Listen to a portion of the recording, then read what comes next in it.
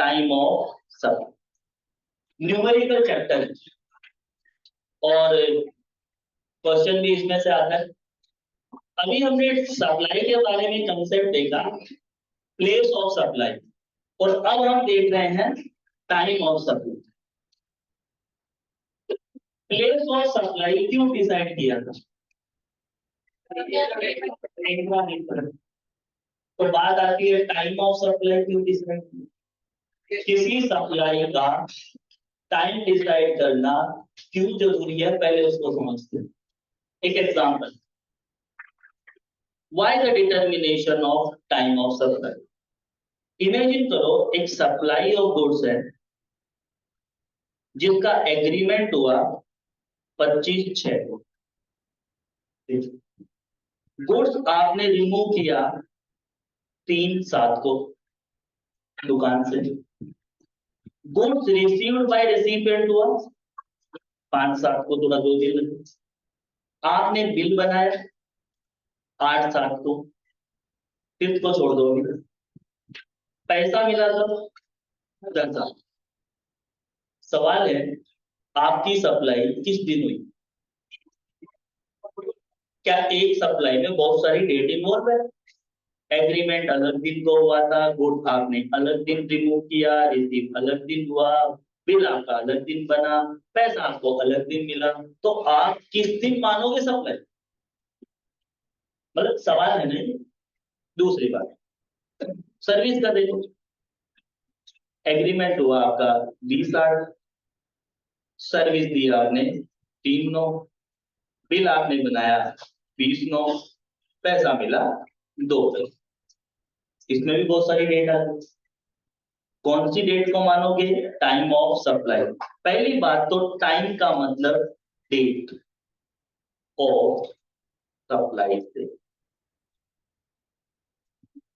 मतलब आपको किसी एक सप्लाई में बहुत सारी जो डेट है उनमें से एक डेट पिक करना है, that is time of supply.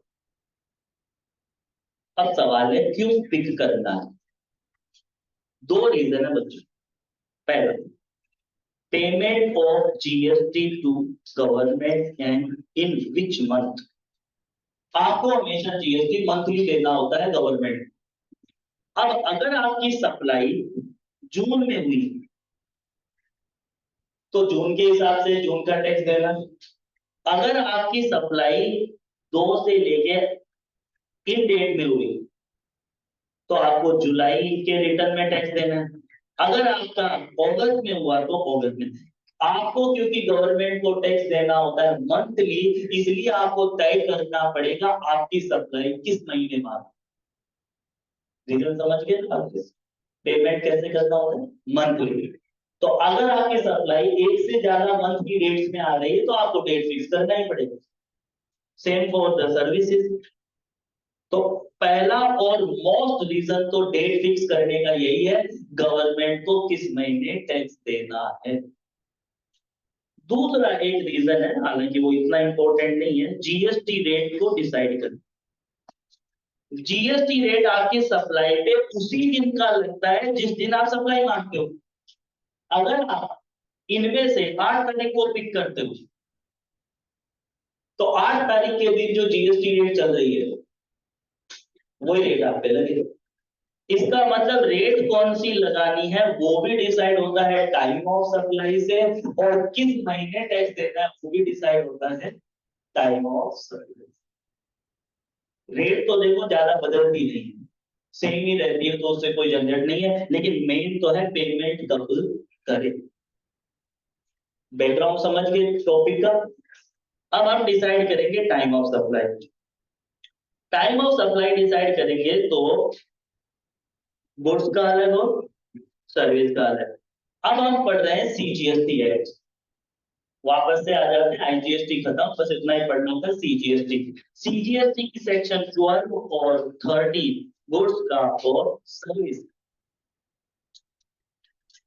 अगर आप ध्यान से देखो तो हमने एग्जेम्पशन का चैप्टर लास्ट में किया, उसमें सेक्शन 11 था, 11 के बाद 12 और 13 लाइन से चलते। अब क्योंकि हम सेक्शन 12 13 पढ़ने से पहले हमको सेक्शन 2 को तो करना ही पड़ेगा। चलो पहले 2 करना है। सेक्शन 232। अब कोई भी नंबर याद करने की जरूरत नहीं है, 5 स्टार कोई नहीं है। हाँ, कंसेप्ट सबका समझना है। कंटिन्यूअस सप्लाई ऑफ गुड्स, ध्यान से समझना, कल बहुत काम आने वाला है ये point. Continuous supply of goods, एक होता है वन टाइम सप्लाई, एक होता है कंटिन्यूअस सप्लाई गुड्स की बात।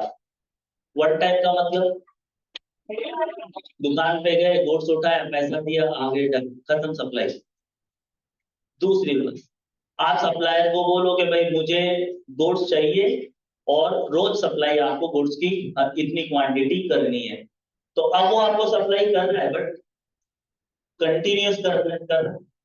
तो continuous supply of goods technically क्या है वो समझते हैं। वन टाइम तो आपको जानते हो, important. Continuous supply of goods, the supply of goods which is provided or agreed to be provided। Provided मतलब सप्लाई हो चुकी है, agree to be provided in future होने वाली है कॉन्ट्रैक्ट। किस तरीके से हो रहा है? कंटिन्यूअसली और रिकरेंट बेसिस। अब इसको समझना, दोनों को कंटिन्यूअस सप्लाई ऑफ गुड्स में रखा गया, कंटिन्यूअसली और रिकरेंट। कंटिन्यूअसली का मतलब बिना रुके सप्लाई, और रिकरेंट का मतलब होता है सप्लाई किया रुके, फिर सप्लाई किया, फिर रुके, फिर सप्लाई किया रुके। एग्जाम्पल, कंटिन्यूस सप्लाई का एग्जाम्पल होता है supply of gas by pipeline. Supply of gas by pipeline, मुझे नहीं पता दिल्ली में क्या सिस्टम है, लेकिन ऐसा है कि गैस की भी पाइपलाइन है, आप ओपन करो गैस आ जाएगा, बंद करो बंद हो जाएगा। It is a continuous supply, it's called continuous supply of goods. एक होता है रिकरेंट, रिकरेंट का एग्जांपल है सेटिंग।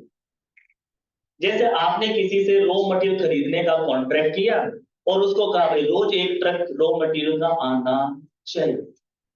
अब सामने वाला आपको रेगुलर सप्लाई कर रहा है रॉ मटेरियल का ट्रक से, तो सर आज एक ट्रक आया, रुक गए, फिर ट्रक आया, फिर रुक गए, फिर नेक्स्ट आया, फिर रुक गए। इसका मतलब हो तो रहा है कंटिन्यू, बट रिकरेंट टाइप है, आया रुके आया रुके। अब ये दोनों ही किसमें क्वालिफाइड है?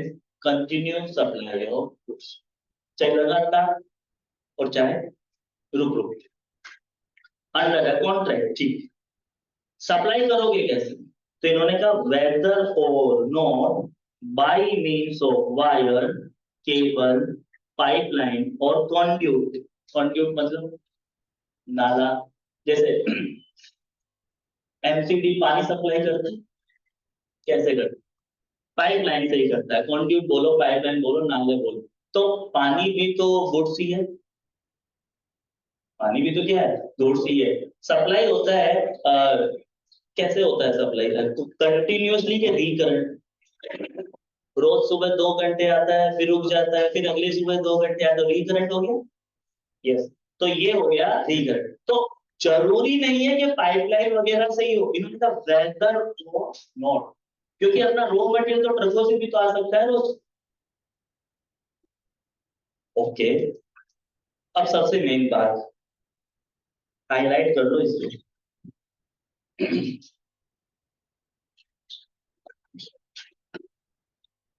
ये कंडीशन है, आप ये मान,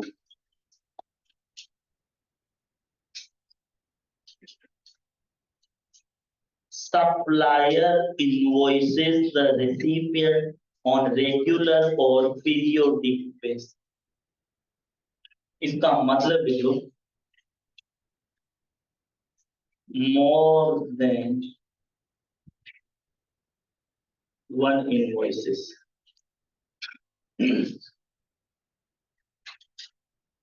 ये जरूरी है कंटिन्यू सप्लाई ऑफ गुड्स में कि एक से ज्यादा बिल बने अंडर द कॉन्ट्रैक्ट,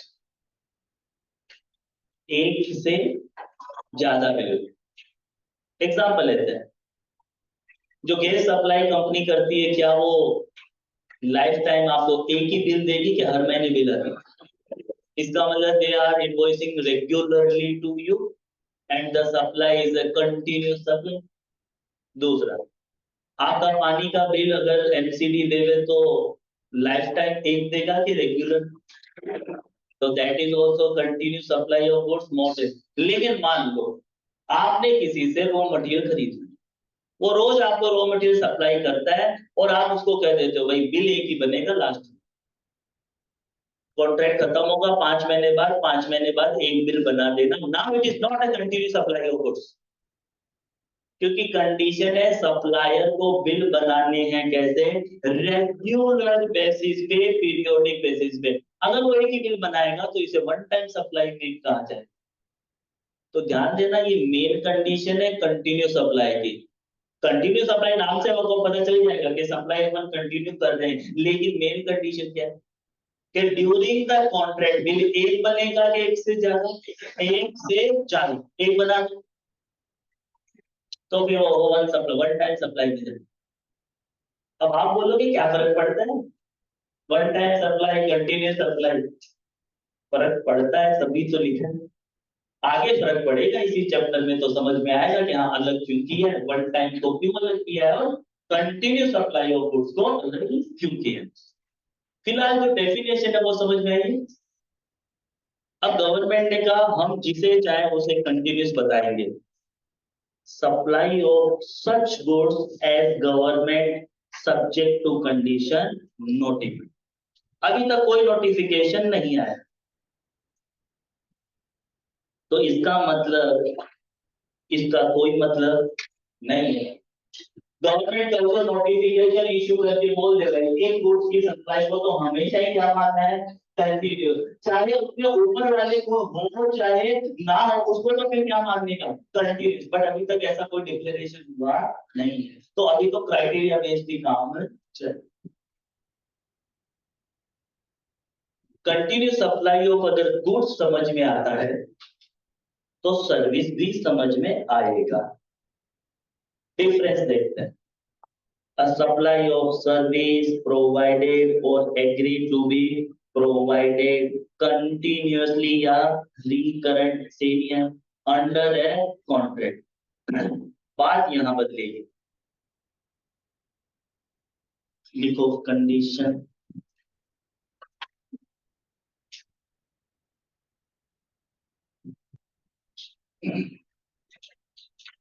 कंडीशन देखो क्या है, इन्होंने कहा for a period exceeding 3 months with the periodical payment obligation. वो जो दो कंडीशन आ गई, पहली condition total service period should be greater than 3।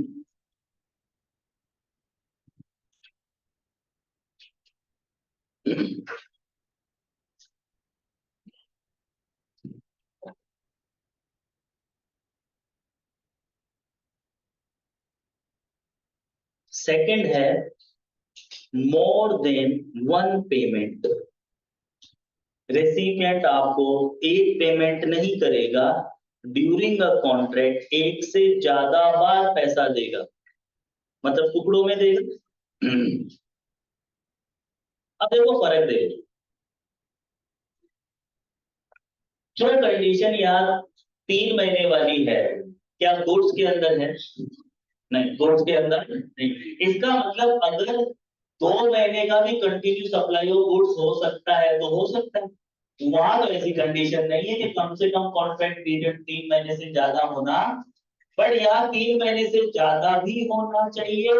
Plus सामने वाला पेमेंट क्या एक बार में करेगा कि टुकड़ों में? टुकड़ों में ही करना पड़ेगा।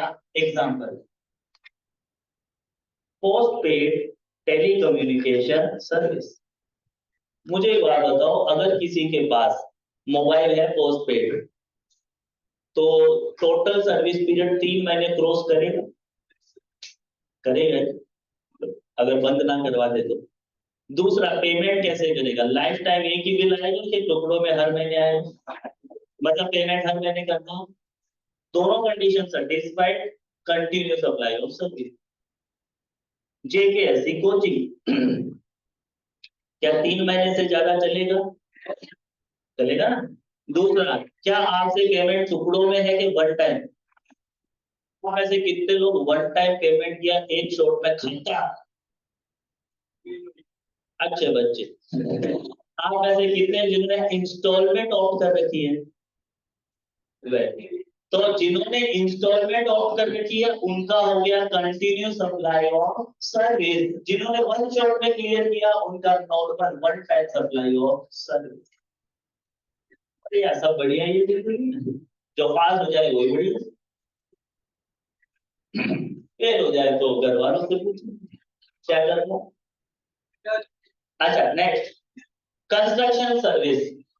अब बिल्डर की जो कंस्ट्रक्शन सर्विस है क्या वो 3 महीने से ज्यादा चलती है? क्या पैसा भी टुकड़ों टुकड़ों में देना पड़ता है? वो भी किसमें आया? Continue supply of service.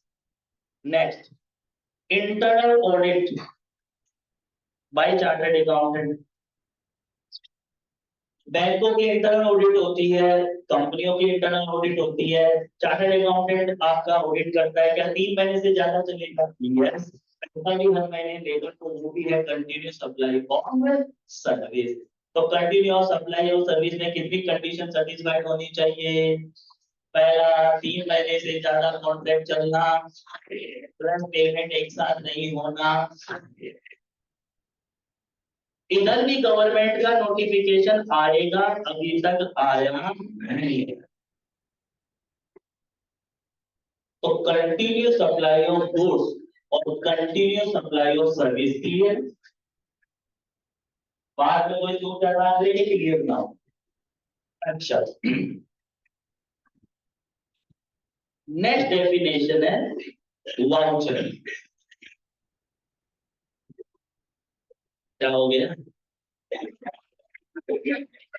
आप तो ऐसे देख रहे हो जैसे मेरे पीछे को, तो ऐसे देख रहा है जैसे कौन सी पिक्चर का डायलॉग है बेटा? 5 मार्क का क्वेश्चन आपके।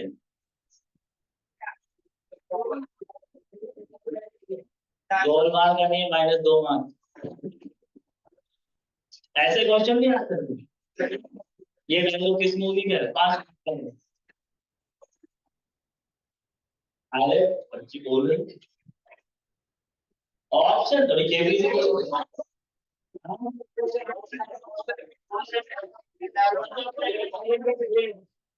क्वेश्चन एक ही बार डिस्प्ले होगा।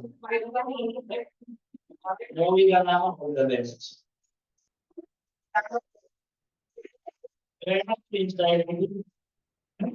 चलो देखो ऑनलाइन बच्चों में ऑल द बेस्ट।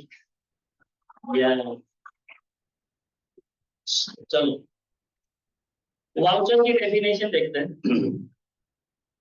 वाउचर का नाम आते ही आपके मन में अकाउंट्स का डेबिट क्रेडिट वाउचर। अरे फाउंडेशन में आता है ये फाउंडेशन नहीं पता?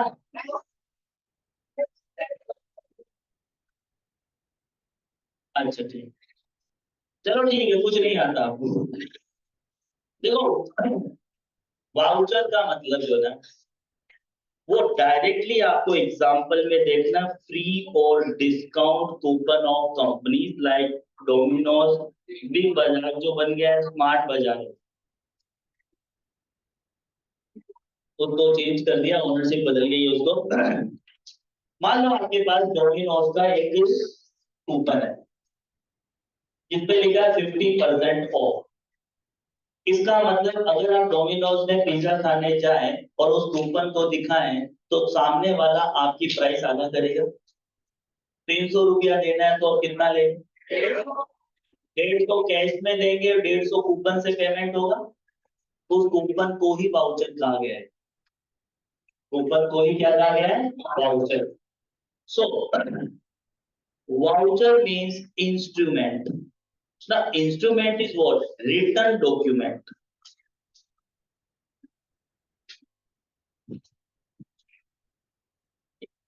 Instrument means written document. Where there is an obligation to accept it as a consideration. अगर आपके पास गिफ्ट वाउचर है तो डोमिनोज को 150 रुपए के बदले में तो वो वाउचर लेना ही पड़ेगा, क्योंकि उसको ऑब्लिगेशन है उसका कि एक्सेप्ट करना पड़ेगा एज ए कंसीडरेशन या पार्ट कंसीडरेशन, या तो पूरा गिफ्ट वाउचर है या तो 50% फॉर ए सप्लाई। अब इस वाउचर में क्या क्या लिखा हुआ होता है आपने देखो प्रिंटेड नहीं देखा होगा, बट आपको पता है जोमेटो के अंदर ऑर्डर करते हैं तो वाउचर अप्लाई करके आते हैं, तो वो ऑनलाइन वाउचर है, वो यही है। अब वाउचर पे ज्यादा से ज्यादा जो प्रिंटेड हो तो 3 बातें लिखी हुई होती हैं। कितनी बातें? गुड्स और service to be supplied. Voucher दिखाने से कौन सा गुड सर्विस मिलेगा। दूसरा उस पे लिखा होता है आइडेंटिटी ऑफ सप्लायर। अब डोमिनोज का अगर वाउचर है तो डोमिनोज लिखा हुआ मिलेगा, बिग बाजार का वाउचर है तो बिग बाजार लिखा हुआ मिलेगा, जोमेटो का वाउचर है तो जोमेटो लिखा, तो उसका नाम तो लिखा हुआ रहेगा सप्लायर। और last that is most important, terms and condition. आप चेक करो जोमेटो वाले कई वाउचर तब वर्क करते हैं जब आपका टोटल अमाउंट 200 रुपए या 300 रुपए से ज्यादा होता है, इसका मतलब वो टर्म्स एंड कंडीशन के साथ वाउचर है। मान लो आपके पास वाउचर है उसके पीछे लिखा है हॉलीडे को वाउचर वर्क नहीं करेगा, 2 महीने बाद एक्सपायर हो जाएगा, 5,000 से ऊपर की खरीदी पे ही काम में आएगा। That's are terms and conditions. ठीक है तो वाउचर है, they are indicated on the instrument या फिर रिलेटेड डॉक्यूमेंट। तो क्या वाउचर का मतलब समझ गए? It's a discount coupon, free coupon of the companies. कितनी डेफिनेशन करी अपन ने? पहला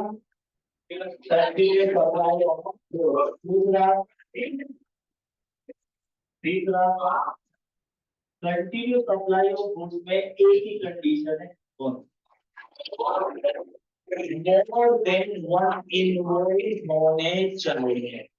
सर्विस टोटल सर्विस पीरियड 3 महीने से 4 महीने प्लस एक से ज्यादा। वाउचर का तो सिंपल है गिफ्ट कूपन वाला।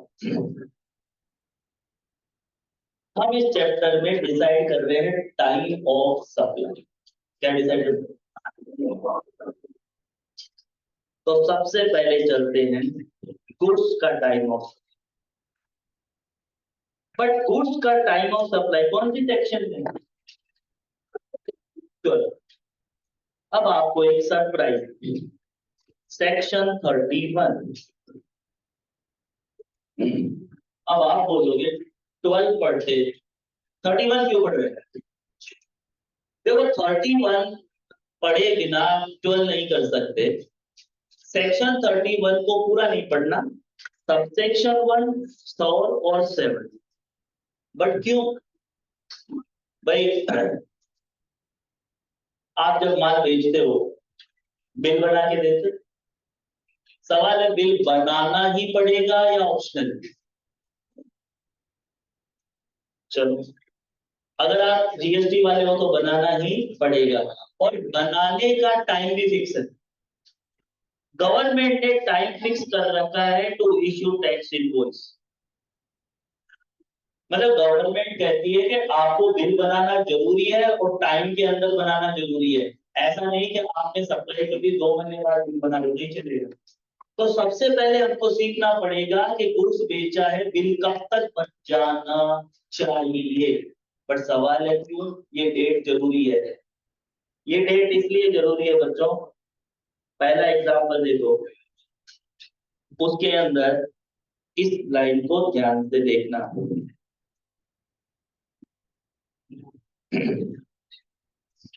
टोटल अपने यहाँ पे 6 डेट थी, उसमें 5वीं डेट मैंने आपको बताई नहीं। ये 5वीं डेट अब पता चलेगी कि एक्चुअल में होती क्या है। It is the last day to issue invoice as per the law, और वो हम डिसाइड करेंगे कौन सी सेक्शन में, 31 के 1 और 1। चलो लिख लो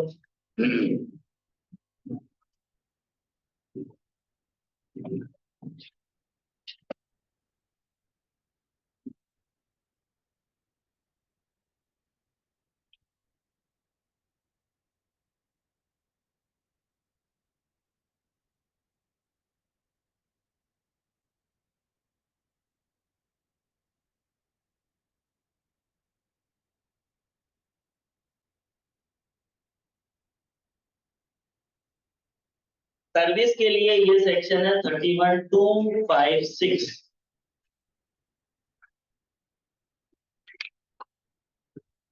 और गुड्स के लिए है 31147। 31 पढ़ने के बाद आपको ये पता लगेगा बिल कब तक बन जाना चाहिए। इसका मतलब हमारे पास 31 पढ़ने के बाद एक और डेट आ जाएगी और हमारा काम तो और बढ़ेगा, क्योंकि अब तक 5 डेट थी, अब कितनी है 6, और उस दिन 4 थी, अब हो गई 5। तो 31 पढ़ने के बाद टाइम ऑफ सप्लाई का काम और बढ़ता है, एक डेट और बढ़ जाती है। तो पहले वो डेट पता करते हैं, बाद में टाइम ऑफ सप्लाई डिसाइड करेंगे। लिख लिया आपने? ओके। हम गुड्स की बात कर रहे हैं। गुड्स की सप्लाई या तो वन टाइम है या तो कैसी है, कंटिन्यूअस है, तो सेक्शन है 31(4). वन टाइम सप्लाई है तो या तो नॉर्मल है या तो अप्रूवल बेसिस।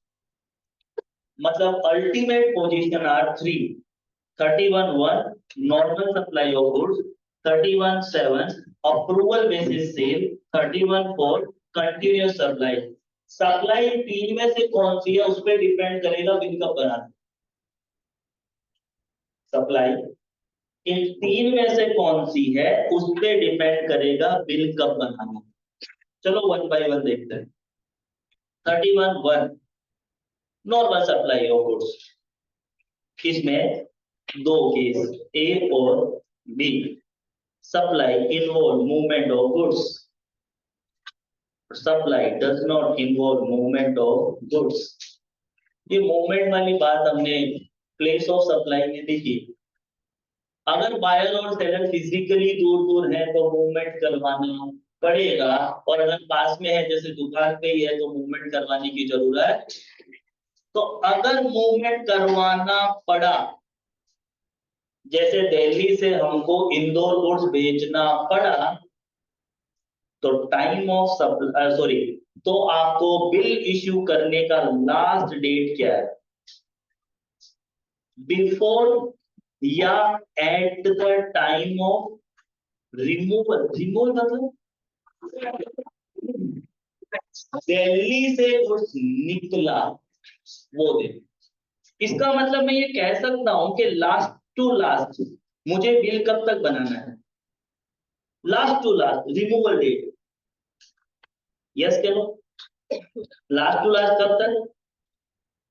रिमूवल डेट तक ये लास्ट डे है मेरे पास बिल बनाने।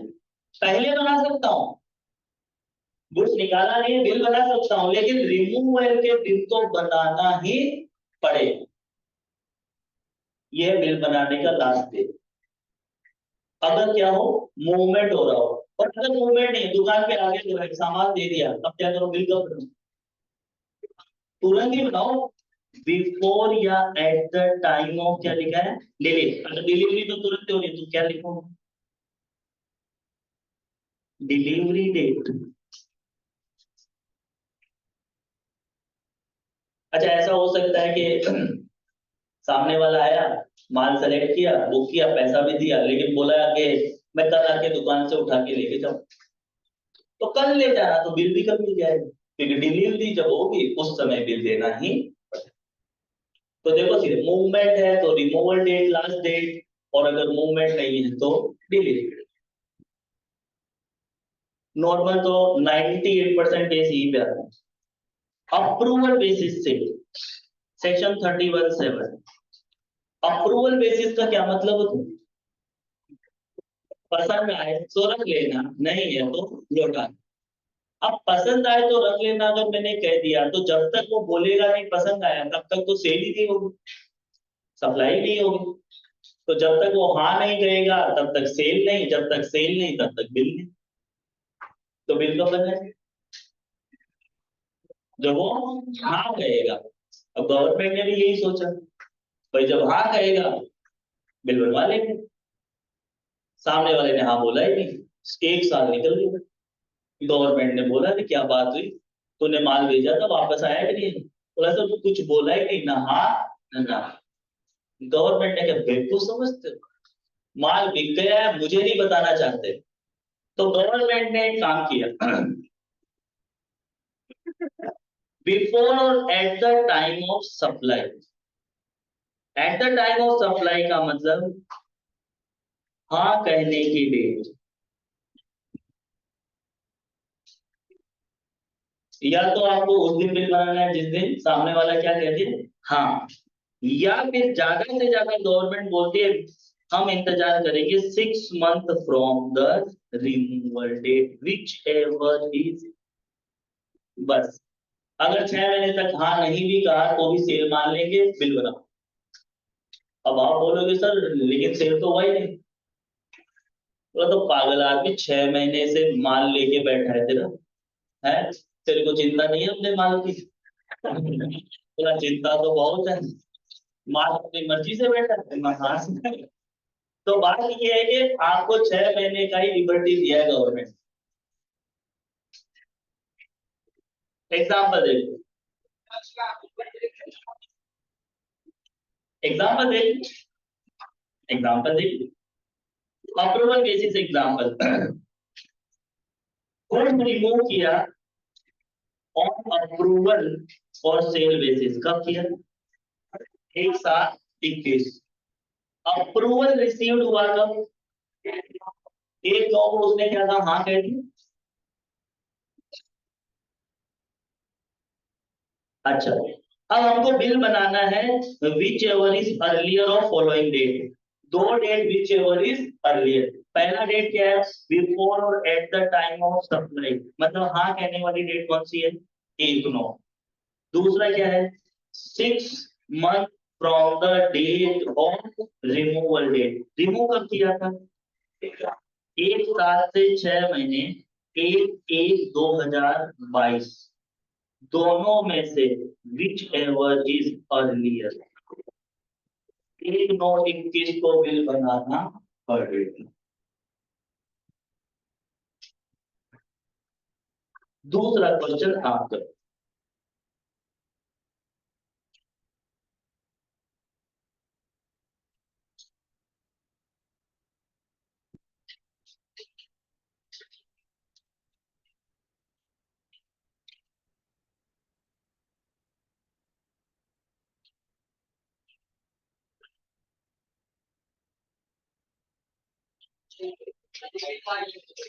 एक एक 2000, जबकि आपने 1/1/2022 तक हाँ नहीं बोला है। आपने हाँ कब बोला था? 1/2। गवर्नमेंट बोला कोई मतलब नहीं, बिक गया हम तो मान लिया ऑलरेडी, टैक्स दे दो। तो अप्रूवल बेसिस डन है, ठीक है। Third case, continue supply of goods. Continue supply of goods अभी हमने पढ़ा। कंटिन्यू सप्लाई ऑफ गुड्स की कंडीशन क्या है? मोर देन वन इनवॉइसेस होने चाहिए। अब देखो, इन्होंने यहां पे दो केस बनाए। पहला लिखा where the successive statement of accounts involve. क्या लिखा? Successive statement of accounts involve. Example लेते हैं अपन।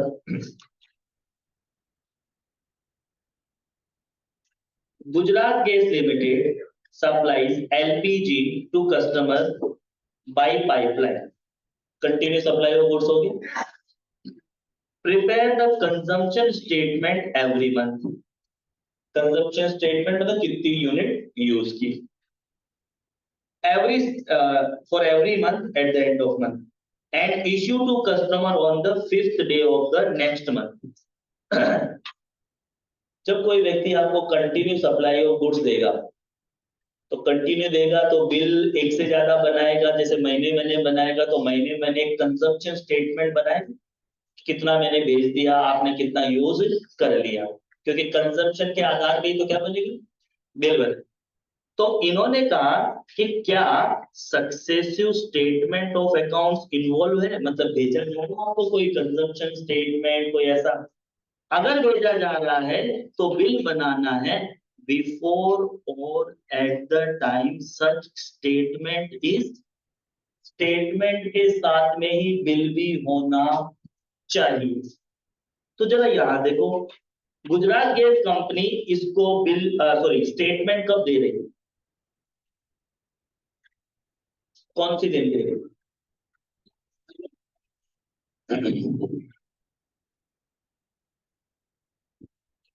कंजम्पशन स्टेटमेंट कब दे रही है, हर महीने की कितनी तारीख, तो सर इनवॉइस भी इश्यू होना चाहिए ऑन और बिफोर 5 तारीख। अगर आपको सप्लायर रेगुलरली कंजम्पशन स्टेटमेंट दे रहा है तो उस स्टेटमेंट के साथ क्या आना चाहिए, बिल आना चाहिए। आपने देखा होगा ना, कितने लोगों के गैस का बिल आता है इस तरीके से, हाथ खड़े करो, बस, बाकी सब क्या कैसे खाना, सिलेंडर आ जाएगा। अच्छा, सिलेंडर कैसे सप्लाई है, रिकरेंट या normal one time, normal one time, पूछो कैसे, एक सिलेंडर आप बिल लिया, पैसा दिया, बात खत्म। ऐसा थोड़ी है कि आपने वादा किया था क्या, आई जाना भैया 5वें दिन, वो तो आपका खाली होगा तो लेंगे ना, वो तो बुक कराओगे ना, तो वहां कोई रिकरेंट नहीं हो, वन टाइम जानी। तो भाई आपका एलपीजी का पाइपलाइन से है तो 5वें दिन कंजम्पशन स्टेटमेंट देते हो तो 5वें दिन ही बिल देना पड़ेगा। सेकंड, मान लो कि कोई सप्लायर स्टेटमेंट नहीं देता, पेमेंट मांगता है, क्या मांगता है, मान लो कि कोई सप्लायर आपको कहे कि मैं पर डे तेरे को रॉ मटेरियल बेचूंगा, तो हर महीने लाख रुपए दे देना बस, बोला तो हिसाब किताब तो बाद में देखेंगे। इसका वाला सामने वाला कोई स्टेटमेंट नहीं दे रहा, सीधा क्या मांग रहा है, तो भैया बिल भी आपको बनाना है बिफोर और at the time such payment is receive. जरा देखो example, A limited supply raw material to be limited on continuous basis with a condition of payment of 1 lakh on the third day of every week। साहब ये पैसा मांग रहा है कि statement दे रहे हैं, सीधा पैसा मांग रहा है, कितनी तारीख को मांग रहा है, तो इनवॉइस भी बन जाना चाहिए 3 तारीख।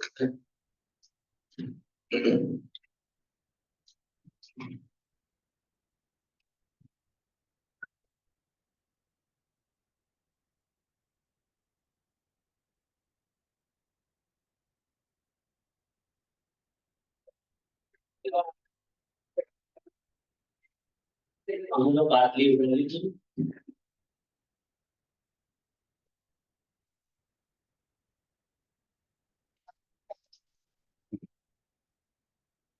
ओके, तो वंस अगेन चलो रिवाइज करते हैं। सेक्शन 31 सेक्शन 1 4 और 7 क्या बताता है,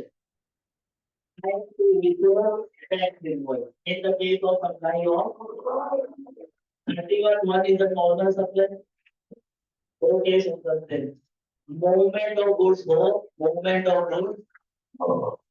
गुड्स हो तो लास्ट डेट, रिमूवल डेट नहीं हो तो last date, approval basis section 31 subsection 7 दो डेट विचएवर इज, एक तो हाँ कहने की डेट और एक 6 months फ्रॉम विचएवर इज, अगर कंटिन्यूस सप्लाई सेक्शन 31 सबसेक्शन या तो सामने वाला स्टेटमेंट देता है या तो पैसा मांगता है, स्टेटमेंट देंगे तो स्टेटमेंट दे, पेमेंट मांगे तो टैक्स इज लास्ट डेट, याद रह सकता है। अब हम पढ़ने के लिए तैयार है time of supply of,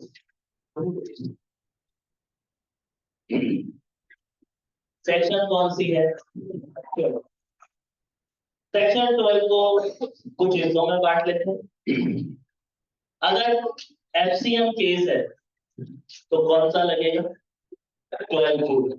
RCM है तो वाउचर का अलग से केस है 12 और 12(6) में कवर्ड है।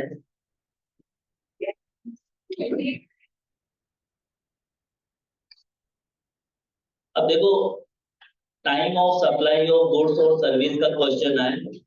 सबसे पहले ये देखना गुड्स का सवाल है कि सर्विस।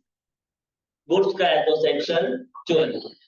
सेक्शन 12 होने के बाद ये देखना सवाल एफसीएम का है, आरसीएम का, वाउचर या इंटरेस्ट वाला पॉइंट है, वो आएगा तो मैं बताऊंगा क्या। अलग अलग सेक्शन लगती है सब पे। अब आप देखोगे 2, 3, 4, 6 बीच में से गायब कौन से? 1 और 5 तो देखो नीचे। अगर आपका 12(2), 12(3), 12(4) से काम ना हो पाई, काम ना हो तो 12(5) आई। इसको मैं कहता हूं ब्रह्मास्त्र। क्या कहता हूं? आप ये लिखो 12(5) ब्रह्मास्त्र है।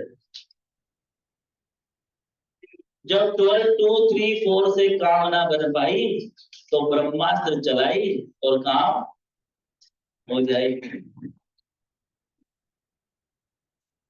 तो जब चलाएंगे तभी बताएंगे कैसे चला। तो अभी हम, अब आप बोलोगे सर 1 कहाँ है? 1 भी तो नहीं है ना। 1 तो यहाँ पे है, देखो बस आ जाओ। सबसेक्शन 1। सबसेक्शन 1 एक्चुअली वेलकम करने वाला पार्ट है। कैसा पार्ट है? वो तो दरवाजे के तरह। और आप आओगे तो पूछेगा गुड्स का टाइम ऑफ सप्लाई डिसाइड कर। सबसेक्शन 1 सिर्फ रेफरेंस देता है कि अगर आप गुड्स का टाइम ऑफ सप्लाई डिसाइड करते हो तो सेक्शन 12 में चले जाओ। क्या लिखा है? द लाइबिलिटी टू पे tax on goods shall arise at time of supply as decided in this section। मतलब गुड्स के लिए दिस सेक्शन। और टाइम ऑफ सप्लाई तो वो एक टाइम है जिसपे आपकी लाइबिलिटी टू पे आने वाली। तो आपको वर्क टेक्निकली तो फॉलो करना है, ऐसा कुछ देखने की जरूरत नहीं। सीधा एग्जाम में जो केस आएगा उसको या तो सबसेक्शन 2 में लेके जाना, या 3 में, या 4 में, या तो 6 में। ब्रह्मास्त्र चलाने की बारी नहीं आएगी। ये फाइनल में आती है। इंटर वालों को ब्रह्मास्त्र नहीं सिखाया जाता, मैं आपको सिखाऊंगा पर चलाना। अब हम सबसेक्शन 2 पे आते हैं। केस है एफसीएम का। फॉरवर्ड चार्ज वो भी जीएसटी ना एफसीएम। अगर सप्लायर पे करेगा तो सप्लायर ही तो कॉस्ट डिसाइड करेगा, टाइम ऑफ सप्लाई, क्योंकि आखिर उसी को तो पैसा देना। तो भाई subsection 2 time of supply under the FC. मैंने अब तक आपको 2 नोटिफिकेशन नंबर याद करना, 13, 17 आरसीएम एग्जीबिशन दोनों सर्विस का। तीसरे की बारी 66/2007। 12(2) की शादी हो गई, वाइफ का नाम है naughty number 66। Naughty number, year तो सबका ही बर्थडे ईयर सेम है 2017। तो नोटी नंबर 66। अब मान लो क्या आप सप्लायर हो गुड्स के और फॉरवर्ड चार्ज में माल बेचा, आपको टाइम ऑफ सप्लाई डिसाइड करना है। अब या तो आप नॉर्मल स्कीम के होंगे या तो आप, याद है ना पोजीशन। अगर आप नॉर्मल स्कीम के हो तो 2 date whichever is earlier is your time of supply. कौन सी 2 डेट? इनवॉइस डेट और last date to issue invoice. Section 31 के 1, 4, 7 जो भी लगे, विच एवर इज। आप चेक करो कोई 6 डेट का विच एवर इज अर्लियर नहीं किया है। आपने इनवॉइस कब इशू किया, वो एक्चुअल डेट पहला है। First is your actual invoice, आपने कब इशू किया, और लास्ट डे कौन सा था इशू करने का, which ever is earlier is time of supply. और जरा कंपोजिशन का देखो, अलग है कि सेम, क्या अलग है। एक डेट और बढ़ गई, कौन सी डेट, पैसा मिला होगा ना सामने वाले से, तो पेमेंट रिसीव्ड डेट और। अच्छा, पेमेंट रिसीव्ड डेट भी दो दो है यहाँ पे। पैसा मिला तो बुक्स में एंट्री करी होगी आपने, एक वो, और डेट ऑफ क्रेडिट इन। मान लो अपने को चेक मिला तो बुक्स में तो एंट्री कर डाली, लेकिन वो चेक डिपॉजिट करेंगे तो पैसा जमा होने में तो टाइम लगेगा ना। दोनों में से भी विच एवर इज अर्लियर। मुझे बताओ, 3 की जगह ये 4 का विच एवर इज अर्लियर नहीं होगा। थर्ड के अंदर खुद 2 डेट है, तो कितनी डेट का विच एवर इज अर्लियर। लेकिन 4 का तब है जब चेक से पैसा मिले, कैश में मिले तो 3 ही हो जाएगा। 2 क्यों, 3 ही हो जाएगा ना, पेमेंट रिसीव डेट तो होगा कि नहीं होगा। या तो 3 या तो 4, इनमें से विच एवर इज अर्लियर करना है। अब आप बोलोगे सर इन दोनों में क्या विच एवर इज अर्लियर करना पहला ही पहले होना है। क्या ऐसा हो सकता है क्या कि क्रेडिट पहले हो जाए, एंट्री बाद में करूं। डायरेक्ट अगर ऑनलाइन ट्रांसफर कर दिया तो हमको क्या पता तब कि हमने एंट्री बाद में भी तो कर सकते हैं। आपको बताऊं, आज तक 2017 से लेके 23 तक किसी भी एग्जाम के पेपर में नए इंस्टीट्यूट के मटेरियल में कंपोजिशन का क्वेश्चन नहीं आ रहा। हमेशा किसका पूछा है, मैं करवा दूंगा आपको, बट पहले अपन नॉर्मल का क्वेश्चन करते हैं, ठीक है। चलो, क्वेश्चन नंबर 1, आप एक बार फिल करो, क्या करो।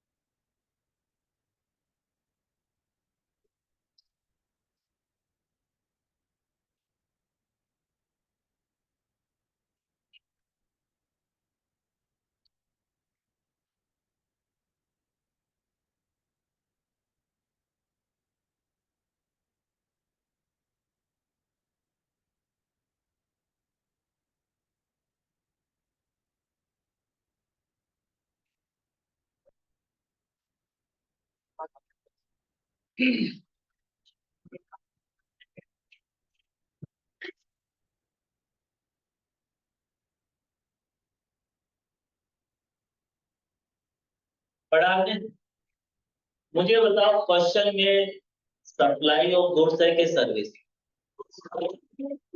पक्का। अच्छा, तो सेक्शन 12 लगे, सेक्शन लगेगा 12। 12 के अंदर 4 ऑप्शन, सबसेक्शन 2, 3, 4, 6। एफसीएम केस है, आरसीएम केस है, वाउचर का केस है कि इंटरेस्ट का केस है। कुछ नहीं है। एफसीएम आपको बता दूं, आपको पता नहीं है गुड्स में आरसीएम कब है। आपको आरसीएम सिर्फ सर्विस का बताया गया था गुड्स का कोर्स में। अगर गुड्स का आरसीएम का केस होगा तो लिख देंगे, ये ध्यान रखें। तो कुछ नहीं है तो कौन सा केस, तो सबसेक्शन 2। नॉर्मल स्कीम का सप्लायर है कि कंपोजिशन, कुछ नहीं लिखा तो नॉर्मल।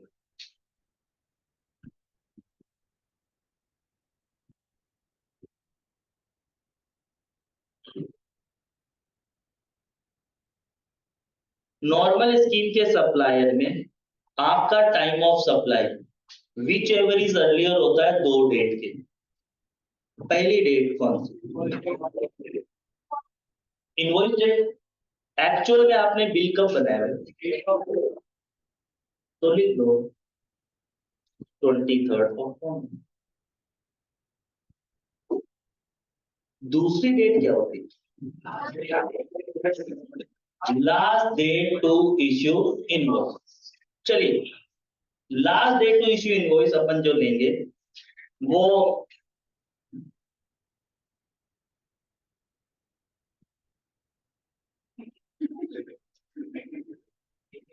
अंडर सेक्शन 31 जाएंगे। यस के नो? 31 में कौन सी सब सेक्शन? जाओ जरा पीछे।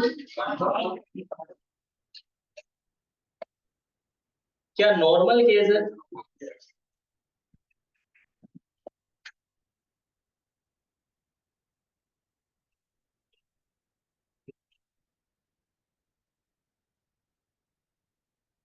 क्या ये अप्रूवल वाला केस तो नहीं है? कंटिन्यू सप्लाई में तो नहीं है? तो 31 31 में भी मूवमेंट है नहीं है? है?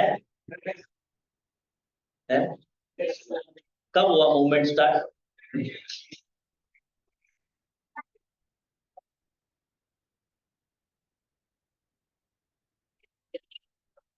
स्टार्ट हुआ क्या 20 को? खत्म कब हुआ?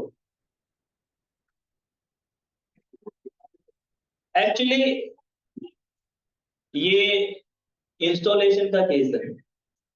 जब चेक करो कि सप्लायर ने सप्लाई की है एट साइट और वहां पे मशीन सप्लाई करेगी, आपको ये नहीं दे रखा रिमूव कब हुआ, डिलीवरी कब हुई, नहीं दे रखा।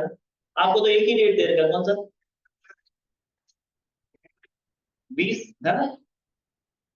तो आप यही लिख देंगे और क्या, और कुछ नहीं है तो।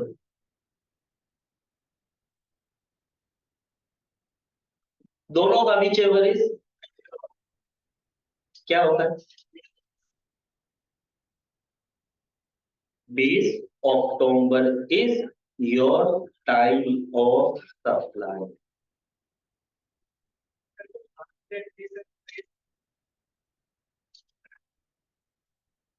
हाँ, तो सब लोग कानून फॉलो करें जरूरी भी नहीं।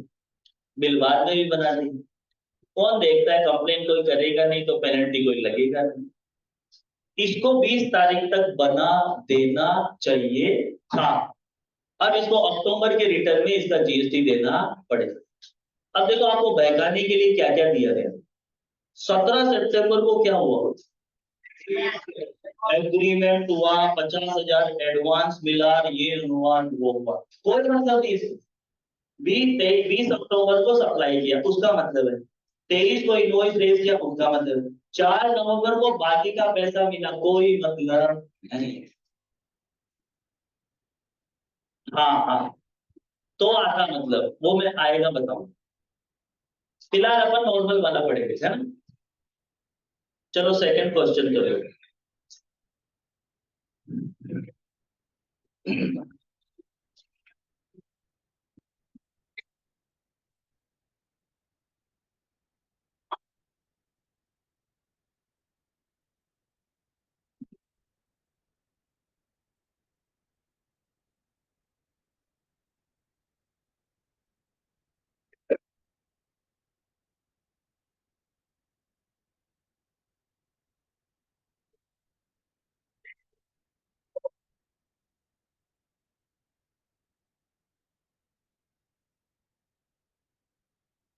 देखो ये रहा।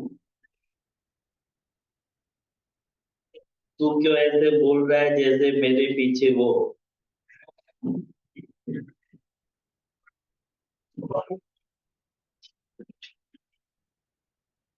इसको तो 5 मार्क्स इनाम में मिलेंगे। चलो भाई, पढ़ो पढ़ो।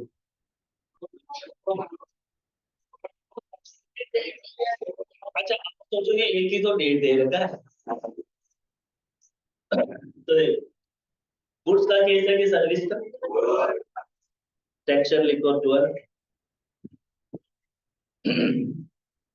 एफसीएम आरसीएम वाउचर के इंटरेस्ट कुछ नहीं है तो ये वाला केस है, और कुछ नहीं है तो नॉर्मल स्कीम सप्लाई।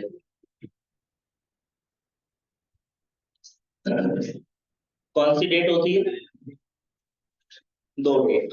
पहली डेट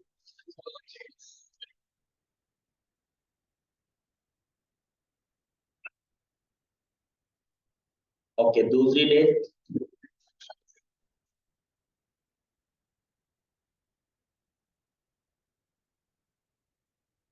सेक्शन कौन सी? 31 में भी कौन सा?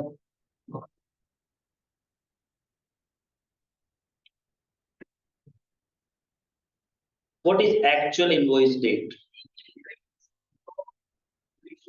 नहीं दिया, not available. What is last date to issue invoice in this case? क्या मूवमेंट का केस है तो रिमूवल डेट 2 अगस्त को डिस्पैच किया था, तो 2 अगस्त ही आपकी रिमूवल डेट है। इस दिन बिल बन जाना चाहिए था। आपने कब बताया? नहीं बताया तो कोई बात नहीं, दोनों का विच एवर इज अर्लियर, तो गिवन इंफॉर्मेशन में क्या होगा? 2 अगस्त, और वही है टाइम ऑफ सप्लाई। मतलब कोई एक दो डेट ना भी देगा ना, बाकी से काम चला जाएगा। लास्ट क्वेश्चन करेगा वो पहले घर जाए।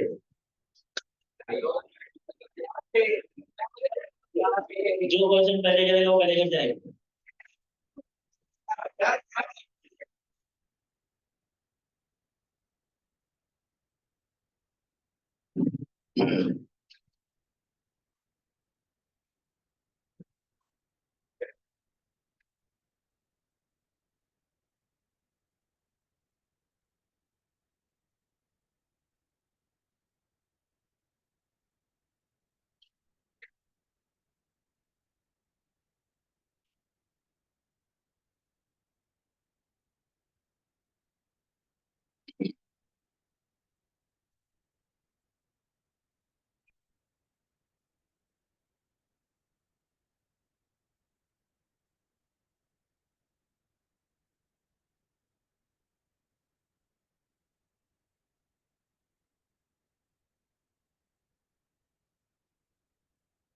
लिखना मत answer,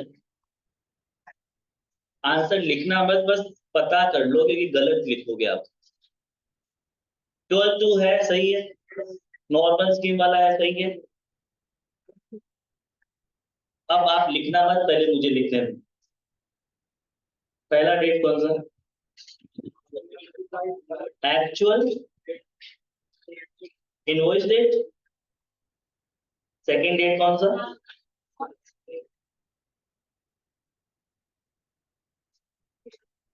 issue invoice under section 31 four, इसलिए। अच्छा, मुझे बताओ कि यहाँ पे 31/4 में भी दो पॉइंट थे, स्टेटमेंट देना या पैसे मांगना। ये पैसे मांग रहे हैं, कब मांग रहे हैं? हर महीने की 5 तारीख, तो हर महीने की 5 तारीख बिल बनना। तो कितने बिल बनने चाहिए? फिलहाल 3 बनने चाहिए। तो एक्चुअल में यहाँ 3 टाइम ऑफ सप्लाई ढूंढना पड़ेगा। पहले का बिल बन जाना चाहिए था जुलाई 5, दूसरा बिल बनना चाहिए था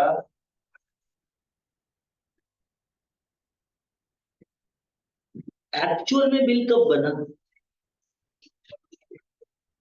नहीं लिखा तो लिखो नॉट अवेलेबल।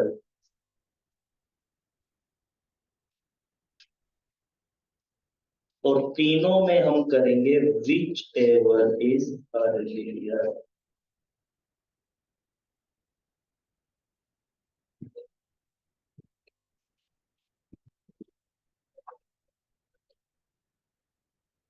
यही है टाइम ऑफ सप्लाई। आपको 2-2 लाख रुपए का टाइम ऑफ सप्लाई का बिल अलग अलग बनाना पड़ेगा।